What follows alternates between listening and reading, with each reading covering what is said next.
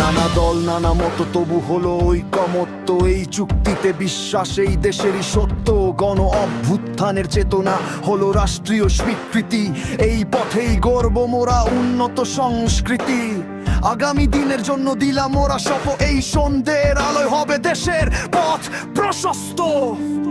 জুলাই সন্ধ্যা এই জনতার চুক্তি, গণতন্ত্রের নতুন পথে হোক